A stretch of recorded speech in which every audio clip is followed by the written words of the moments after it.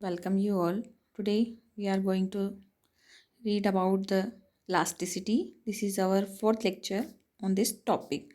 So today's topic is the shearing strain is equivalent to the sum of an equal elongation and compression strains at right angles to each other. मतलब अपरूपण विकृति की परस्पर लंबवत दिशाओं में समान विकृतियों से तुल्यता. Okay, let we start.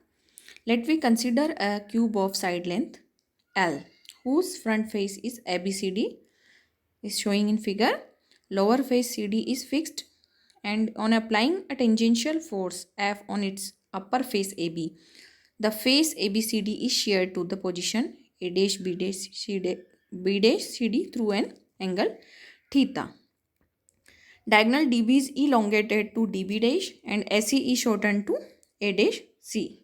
Okay, हम यहाँ पर एक एल लंबाई के घन के सामने का फलक ले रहे हैं ABCD. घन का निचला फलक CD स्थिर रहता है और ऊपर पर स्पर्शीय बल हम F लगाते हैं. ठीक है, बल लगाने के पश्चात घन के वर्णित फलक की नई स्थिति हमें मिलती है A dash B dash C D. ठीक है, विकर्ण BD बढ़कर B डैश D तथा विकर्ण AC घटकर A डैश C हो जाता है. ठीक है, now we drop a perpendicular to D B dash and A dash F to AC. हम लंब डालते हैं तो ट्राइंगल BEB डैश में, देखो ट्राइंगल BEB डैश में क्या होता है, अपरूपण कोण theta equals to A dash upon AD. मतलब हम लिख सकते हैं B dash E equals to, in triangle BEB dash में हम लिख सकते हैं this is the triangle BEB dash. B dash E equals to B dash cos 45 equals to B dash upon √2. और similarly triangle AFA dash, this is AFA dash, इसमें हम लिख सकते हैं AF equals to A dash upon √2. Also for diagonal AC and BD we have AC equals to BD equals to L √2.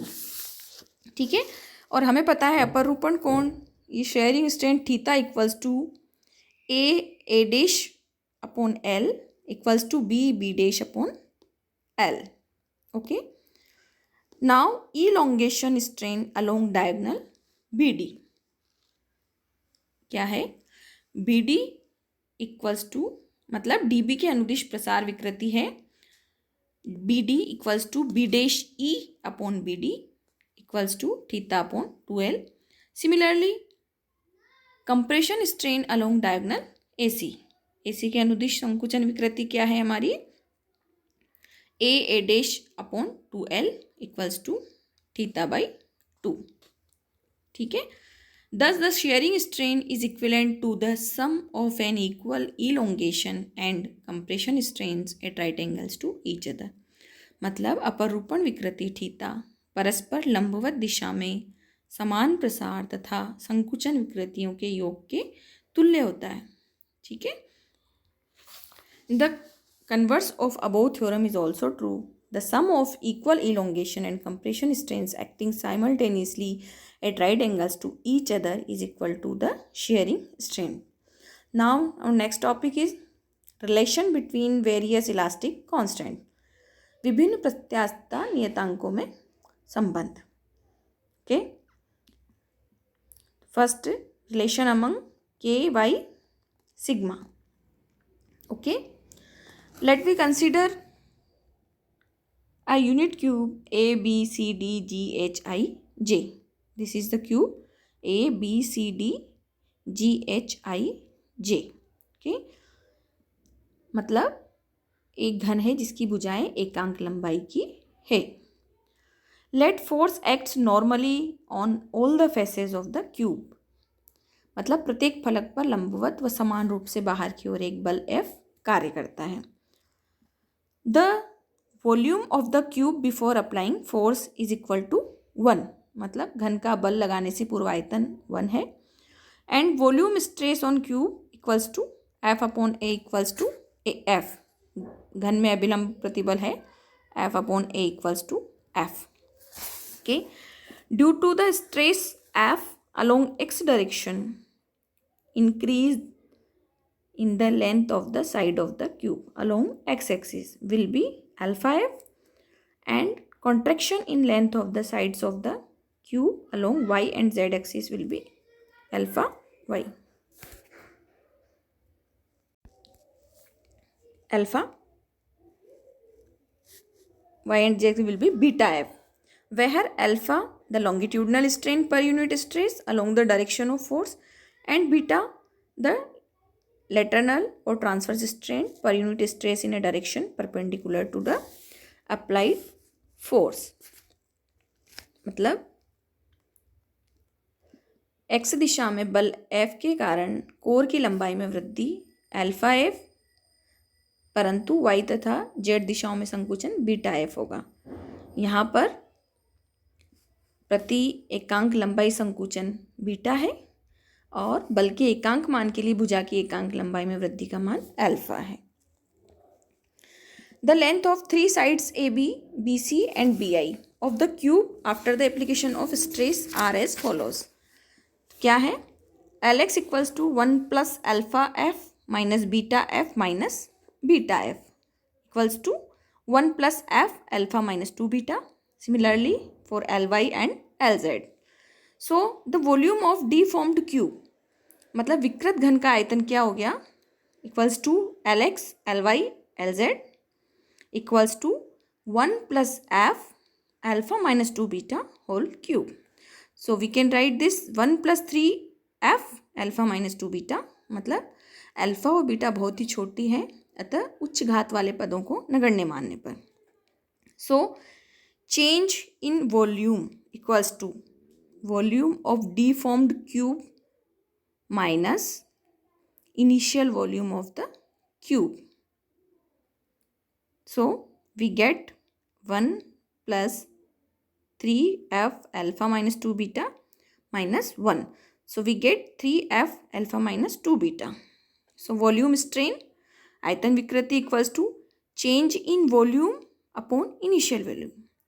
आयतन में परिवर्तन बटा प्रारंभिक आयतन. So we get volume strain equals to 3F alpha minus 2 beta. So bulk modulus equals to pressure or volume stress upon volume strain. So we get bulk modulus equals to F upon 3F alpha minus 2 beta equals to 1 upon alpha upon 3 1 minus 2 beta upon alpha, rearranging all of these. Since alpha is the longitudinal strain per unit longitudinal stress, means stress equals to 1 and strain equals to alpha, मतलब alpha एकांक तनन बल के लिए एकांक लंबाई में वृद्धि है जिससे प्रतिबल 1 तथा अनुदैर्ध्य विकृति alpha upon 1 equals to alpha. So Poisson ratio sigma equals to beta upon alpha and we can write K equals to Y upon 3 1 minus 2 sigma. So we get Y equals to 3 K 1 minus 2 sigma. Okay. Now, the relation among y, sigma, eta. Okay. Let me consider a cube of side length L whose front face ABCD is shown in the figure. CD is fixed. Now, shearing strain theta equals to delta L upon L.